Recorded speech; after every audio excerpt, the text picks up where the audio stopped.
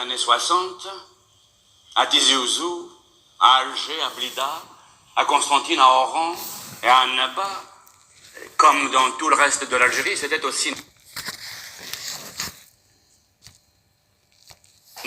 que nous faisions notre apprentissage de la vie.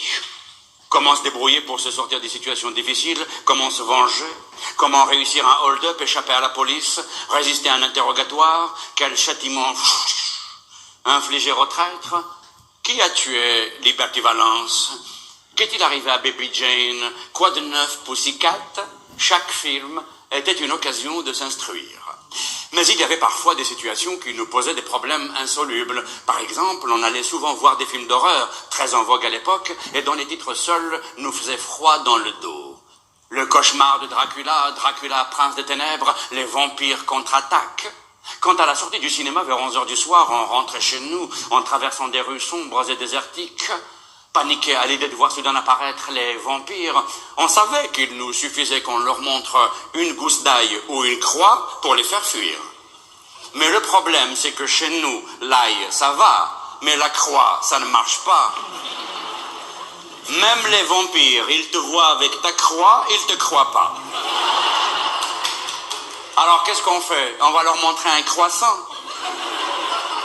On va leur réciter un verset coranique redoutable qui va les terrasser sur place. A'oudhu billahi min shaitan rajim. Bismillahir rahmanir rahim. C'est notre vadé rétro satanas. Mais ça ne fera aucun effet, ils comprennent pas l'arabe, les vampires. Alors que faire d'autre pour les combattre? On va leur montrer la main de Fatma.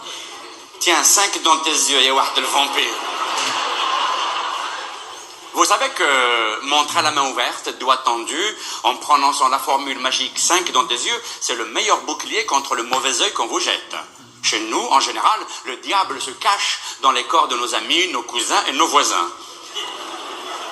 Et par l'intermédiaire de leur voix, le diable, pour mieux vous tromper, vous dit toujours le contraire de ce qu'il veut vous souhaiter. Par exemple, quand quelqu'un dit à quelqu'un d'autre « Que Dieu te donne longue vie, mon frère », le vrai message, c'est « Qu'Allah te désintègre, Na'l Waldi ».